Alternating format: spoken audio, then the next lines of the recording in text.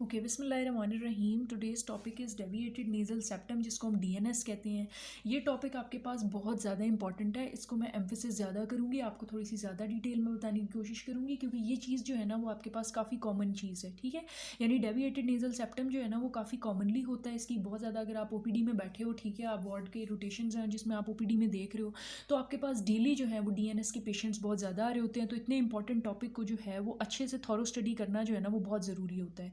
क्योंकि अगर आपको बहुत मुश्किल टॉपिक्स अगर नहीं आते तो खैर है, मतलब जो आपके एग्जामिनर्स होते हैं, टीचर्स होते हैं, वो भी इग्नोर कर लेते हैं और वो चीज़ एग्जाम में कम आती है। लेकिन ऐसी चीज़ें जो है ना आपके पास जो मोस्ट कॉमन होती हैं, तो उनका एमसीक्यू एससीक्यू, ठीक है, जो भी आपके पास जो भी पेपर पैटर्न आपका फॉलो हो रहा है उसके मुताबिक क्वेश्चन ज़रूर आते हैं। ठीक है, तो डेविएटेड नेज़ल सेप्टम काफ़ी इंपॉर्टेंट है।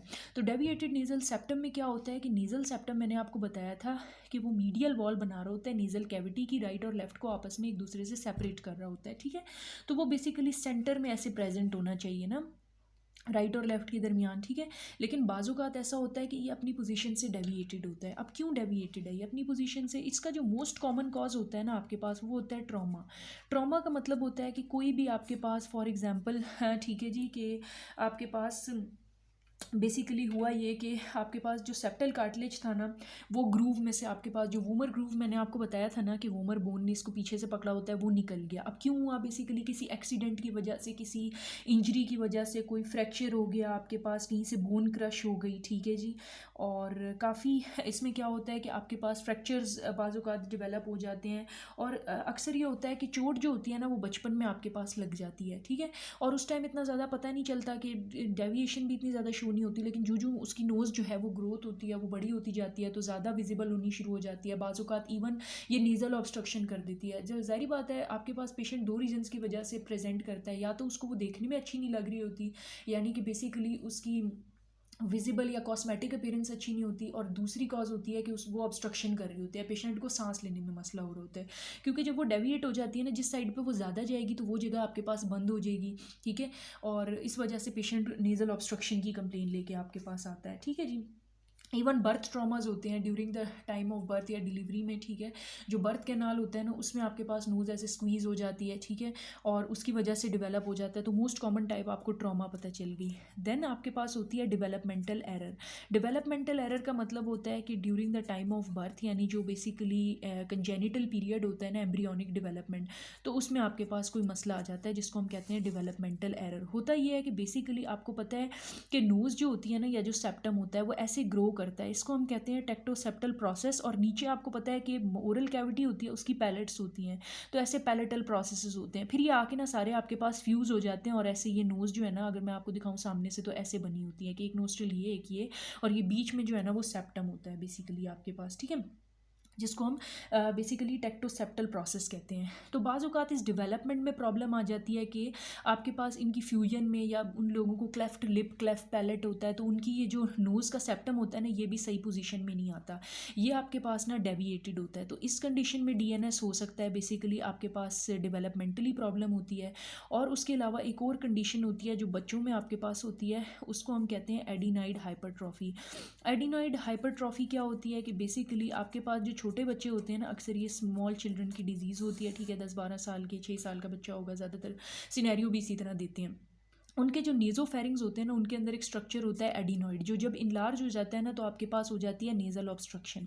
जब पेशेंट की ज़ाहिर बात है जी, नोज़ ऑब्स्ट्रक्टेड है और उस टाइम वो डेवलपमेंटली ग्रो कर रहा होता है, ठीक है, तो वो माउथ ब्रीथिंग शुरू कर लेता है। अब ज़ाहिर बात है उसकी नोज़ ब्लॉक्ड है, इस एज में उसके पास कोई और ऑप्शन नहीं है। ठीक है, क्योंकि उसके जो एडिनाइड्स थे ना नेज़ोफेरिंग्स के, वो बंद हो गए हैं। तो जब नेज़ोफेरिंग्स ब्लॉक्ड है तो नोज़ भी ब्लॉक्ड है। ठीक है, तो वो क्या करता है, माउथ ब्रीथिंग शुरू कर लेता है। जब वो इतने टाइम तक माउथ ब्रीथिंग करता रहता है ना, तो उस माउथ ब्रीथिंग की वजह से क्या होता है, जो उसका आर्च होता है ना आपके पास, या जो पैलेट होती है, ठीक है, पैलेट का जो आर्च होता है वो ऐसे हाई अप चला जाता है। मतलब नॉर्मली उसको यहाँ होना चाहिए था या इस लेवल पे होना चाहिए था, लेकिन वो ऊपर चला जाता है।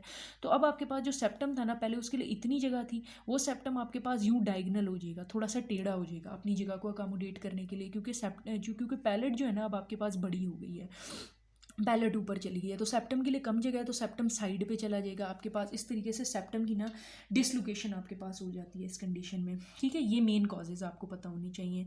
देन इसकी टाइप्स कौन कौन सी हैं? टाइप्स की अगर मैं बात करूँ तो आपके पास एक होती है, इसकी टाइप होती है एंटीरियर डिसलोकेशन। एंटीरियर डिसलोकेशन में क्या होता है कि बेसिकली ना आपके पास, इसको मैं साथ साथ ड्रॉ भी करती जाऊंगी ताकि आपको पता चल जाए कि बेसिकली ये ऐसे प्रेजेंट होती है ना, तो यहाँ पे बीच में होने के बजाय वो ऐसे एक साइड पे चली जाती है। तो एक साइड जो होती है ना वो आपके पास जो है नेज़ल चैम्बर वो थोड़ा सा बड़ा हो जाता है और एक थोड़ा सा जो है वो आपके पास डिक्रीज इन साइज हो जाता है। देन सी शेप डिफॉर्मिटी, सी शेप डिफॉर्मिटी नाम से पता चल रहा है, इसमें क्या होता है कि आपके पास जो है वो ऐसे करके प्रेजेंट होता है ना, तो ये यूँ सी शेप्ड या कर्व्ड हो जाता है सेप्टम, ठीक है। तो एक साइड आपके पास ये कन्वेक्स हो जाती है, एक बिल्कुल बंद हो गई और एक कनकेव हो गई। इसमें क्या होगा कि आपके पास जो कनकेव साइड होती है ना उसके जो टर्बिनेट्स होते हैं वो कंपनसेटरी हाइपरट्रॉफी करते हैं, और इवन ये टर्बिनेट ऑब्स्ट्रक्शन भी कर सकते हैं क्योंकि आपके पास टर्बिनेट्स यहाँ पे बहुत बड़े हो जाते हैं। देन आपके पास होती है एक S shape deformity. S shape deformity में क्या होता है कि ये सेप्टम जो प्रेजेंट होता है ना वो ऐसे एस की शक्ल में यूं हो जाता है, ठीक है।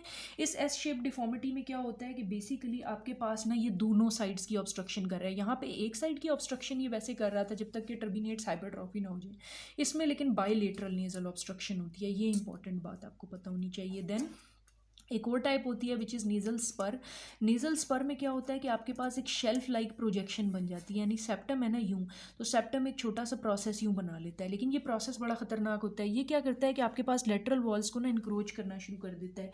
जब लेटरल वॉल्स के ऊपर ये प्रेशर डाल रहा होगा तो बेसिकली आपके पास पेशेंट को जो है वो हेडेक की कंप्लेन होगी, इवन यहाँ पे वो वेसल्स को डैमेज करता है, तो इवन एपिस्टेक्सिस भी कॉज कर सकता है। देन आपके पास एक और कंडीशन होती है which is nasal septal thickening.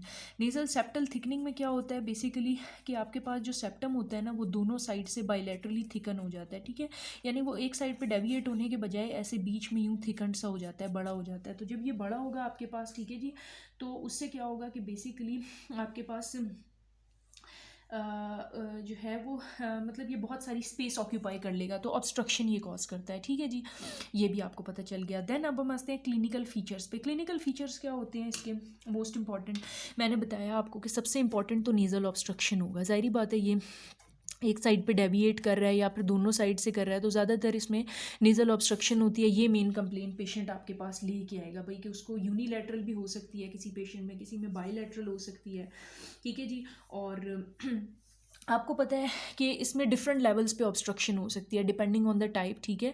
हो सकता है कि वेस्टिब्यूल के लेवल पे आपको जो है वो बेसिकली उसने कहा कि ऑब्स्ट्रक्शन हो, ठीक है जी। वेस्टिब्यूल के लेवल पे उन लोगों को डिस्ट्रक्शन होगी जिनमें कॉडल डिसलोकेशन है। कॉडल डिसलोकेशन मीन्स के लोअर डाउन, मतलब आपके पास जो कॉडल पोर्शन है ना यानी लोअर पार्ट अगर ऐसे है ना, तो इस पोर्शन में आपके पास जो है वो बेसिकली ऑब्स्ट्रक्शन है, कॉडल डिसलोकेशन होती है। उसके अलावा लाइमन नेजाई के लेवल पे हो सकती है आपके पास, ठीक है, यानी नेजल वेल्व के लेवल पे। एटिक पे मीन्स के ऊपर अगर प्रेजेंट है तो इस ऊपर वाली डिसलोकेशन को हम कहते हैं हाई सेप्टल डेविएशन, ठीक है।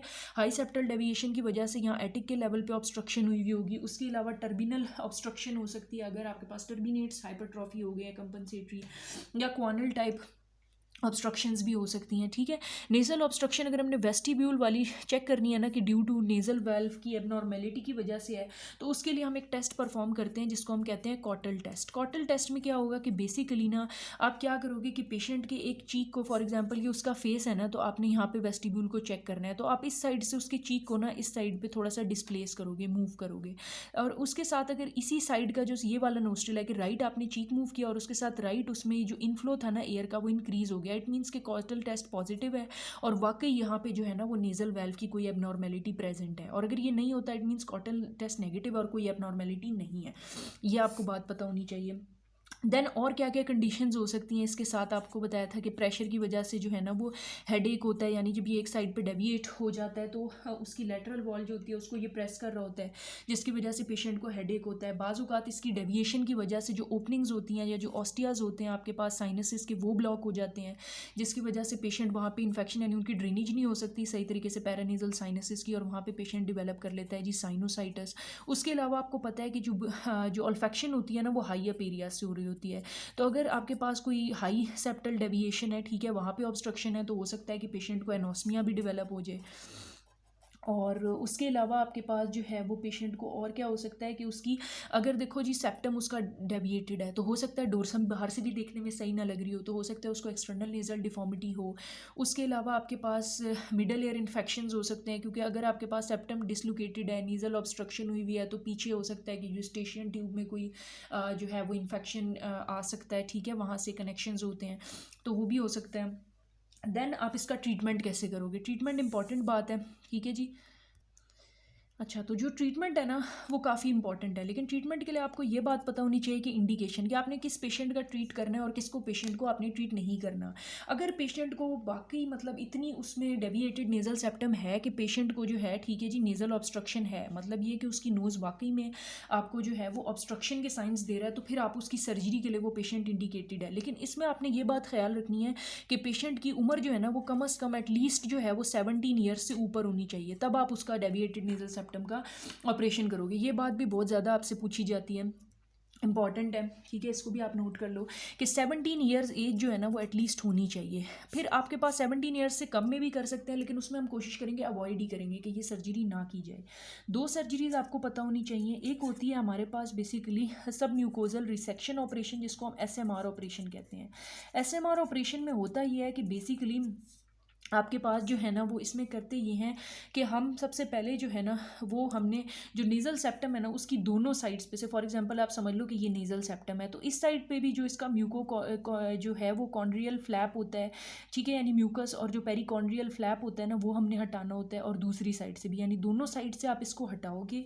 उसके बाद जो डेविएटेड पोर्शन है ना उस पूरे को आपने ना ऐसे रिमूव कर लेना होता है, ठीक है जी। जो भी नोज़ में है या आपके पास बोन में है या कार्टिलेज में है, उस पूरे पीस को आपने रिमूव करना होता है। देन जो दोनों फ्लैप्स हैं यहाँ पे भी और यहाँ पे भी, दोनों फ्लैप्स को वापस से जो है वो बेसिकली रीपोजिशन करना होता है, ठीक है जी। आपने डिफ्लेक्टेड पार्ट को रिमूव करके फ्लैप्स जो है वो वापस लगा दिए, तो बस आपके पास पेशेंट जो है वो आपके पास SMR ऑपरेशन हो गया, ठीक है। देन दूसरा जो ऑपरेशन होता है ना that is your septoplasty. Septoplasty जो है ना वो थोड़ा सा न्यूअर फॉर्म ऑफ ऑपरेशन है, और अब ज़्यादातर हम इसी को प्रेफर करते हैं, ठीक है जी, क्योंकि इसमें इन्वेसिव जो प्रोसीजर है वो कम है। इसमें हम क्या करते हैं कि पूरा म्यूको पेरिकॉन्ड्रियल फ्लैप इसी तरीके से उठाते हैं, लेकिन इसमें हमने दोनं साइड्स का नहीं उठाना होता। एक साइड के म्यूको पेरिकॉन्ड्रियल फ्लैप को छोड़ दोगे, सिर्फ एक साइड से जो है ना वो म्यूको पेरिकॉन्ड्रियल फ्लैप आपने उठाना होता है, और उसी साइड से एक्स्ट्रा जो मतलब डेविएशन होती है ना उसको हटाना होता है, ताकि, क्योंकि आपको पता है कि म्यूको पेरिकॉन्ड्रियम इसलिए इंपॉर्टेंट है क्योंकि इसमें ब्लड वेसल्स आ रही होती हैं। अगर आपने ये पूरा दोनों साइड्स पे से हटा दिया ना SMR ऑपरेशन में, ये रिस्क होता है कि इसका ब्लड फ्लो स्टॉप हो जाएगा, तो हो सकता है कि पूरा नेक्रोसिस हो जाए और पूरा सेप्टम ही आपके पास ख़राब हो जाए बाद में, ठीक है। लेकिन यहाँ पे आप एक साइड की छोड़ रहे हो, तो उससे यह है कि एटलीस्ट ब्लड सप्लाई ना आपका सिक्योर है, तो सेप्टम को ज़्यादा डैमेज होने का खतरा इसमें कम है, ठीक है। तो इसलिए जो है ना वो आप ये वाली प्रेफर करोगे। और बच्चों में भी खासतौर पर, अगर छोटे बच्चों में ना आपको ऑपरेशन करना पड़ता है 17 ईयर्स से पहले, क्योंकि उनमें सवेयर नेजल ऑब्स्ट्रक्शन है जिसको आपको करेक्ट करना ही पड़ रहा है, तो फिर आप सेप्टोप्लास्टी प्रेफर करोगे। बस ये सारी डिटेल्स जो है ना वो आपको DNS के बारे में पता होनी